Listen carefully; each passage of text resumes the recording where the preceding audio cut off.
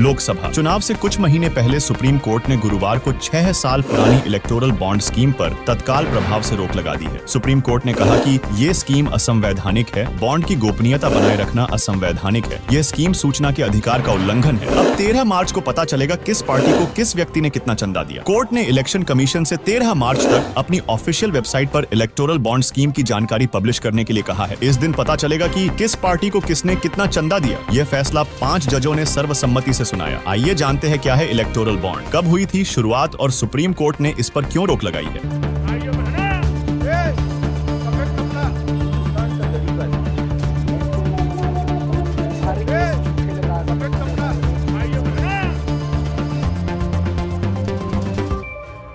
Supreme court ने चुनावी bond योजना को असंवैधानिक बताते हुए रद्द कर दिया है। 15 फरवरी को शीर्ष अदालत ने फैसला सुनाते हुए कहा कि यह योजना सूचना के अधिकार और धारा 19 क्लोज 1 के सब क्लोज ए का उल्लंघन करती है। इससे पहले आइए जानते हैं कि क्या है इलेक्टोरल बॉन्ड। भारत सरकार ने इलेक्टोरल बॉन्ड योजना की घोषणा 2017 में की थी। इस योजना को सरकार ने 29 जनवरी 2018 को कानूनन लागू कर दिया था। आसान भाषा में इसे अगर हम समझें तो इलेक्टोरल बॉन्ड राजनीतिक दलों को चंदा देने का एक वित्तीय जरिया है। यह एक वचन पत्र की तरह है जिसे भारत का कोई भी नागरिक या कंपनी भारतीय स्टेट बैंक की चुनिंदा शाखाओं से खरीद सकता है और अपनी पसंद के किसी भी राजनीतिक दल को गुमनाम तरीके से दान कर सकता है। सुप्रीम कोर्ट ने भारतीय स्टेट बैंक यानी SBI को 12 अप्रैल 2019 इस दिन इलेक्टोरल बॉन्ड मामले में सुप्रीम कोर्ट ने अपना अंतरिम आदेश इसी तारीख को सुनाया था कि बाद से खरीदे गए सभी बांडों का विवरण चुनाव आयोग को सौंपने का निर्देश दिया है। इसके बाद चुनाव आयोग इस विवरण को अपनी वेबसाइट पर सार्वजनिक करेगा। 5 जजों की संवैधानिक पीठ ने फैसला सुनाया कि राजनीतिक दलों को असीमित फंडिंग की अनुमति देने वाले कानून में बदलाव मनमाना है। सुप्रीम कोर्ट ने आगे कहा कि चुनावी बांड के माध्यम से काले धन के मुद्दे से निपटने का केंद्र का औचित्य उचित नहीं है। भारत के मुख्य न्यायाधीश DY चंद्रचूड़ और न्यायमूर्ति संजीव खन्ना, BR गवई, JB पारदीवाला और न्यायमूर्ति मनोज मिश्रा की 5 न्यायाधीशों की पीठ ने पिछले साल 2 नवंबर को मामले में अपना फैसला सुरक्षित रख लिया था। सुप्रीम कोर्ट के आदेशानुसार SBI को अप्रैल 2019 के बाद खरीदे गए बॉन्ड का हिसाब चुनाव आयोग को देना है। इलेक्टोरल बॉन्ड की बिक्री पहली बार मार्च 2018 में शुरू हुई थी। मार्च 2019 तक 8 बार इसकी बिक्री हो चुकी थी। इस दौरान कुल 1540 करोड़ रुपए से भी अधिक के बॉन्ड बिके थे। अप्रैल 2019 से अब तक 22 और चरणों में इलेक्टोरल बॉन्ड बेचे गए हैं। कुल 30 चरणों में 16,518 करोड़ रुपए के इलेक्टोरल बॉन्ड बिके हैं। अप्रैल 2019 से 14,978 करोड़ रुपए से भी ज्यादा के बॉन्ड बिके हैं, जिसका हिसाब भारतीय स्टेट बैंक SBI को देना है। सुप्रीम कोर्ट के आदेश के अनुसार 6 फरवरी तक SBI से यह जानकारी मिल जाने के 1 सप्ताह के भीतर चुनाव आयोग इसे अपनी वेबसाइट पर अपलोड करेगा। इसी के साथ आपको बता दें, इलेक्टोरल बॉन्ड योजना की सबसे बड़ी लाभार्थी भाजपा है। 2017 से 22 के बीच भारतीय जनता पार्टी को चुनावी बांड से 5,272 करोड़ रुपए का चंदा मिला था। यह कुल मिले चंदे का 57% है। इसी अवधि में कांग्रेस को 952 करोड़ रुपए का चंदा मिला था, जो टोटल का 10% है। वित्त वर्ष 22-23 में भारतीय जनता पार्टी यानी BJP को इलेक्टोरल बॉन्ड के जरिए 1300 करोड़ रुपए का दान मिला था। इसी अवधि में कांग्रेस को 171 करोड़ रुपए का दान मिला था। यानी कांग्रेस को इलेक्टोरल बॉन्ड से जितना मिला उसका करीब 7 गुना गुप्त चंदा भाजपा को मिला। साल 2017, 18 और 18-19 में राजनीतिक दलों को चुनावी बॉन्ड से कुल 2,760 करोड़ रुपए मिले थे, जिसमें से 1,607 करोड़ रुपए यानी 60% अकेले भाजपा को मिले थे। बाकी आपका इस खबर पर क्या विचार है, हमें कमेंट में बताएं और वार्ता 24 न्यूज चैनल को सब्सक्राइब करें।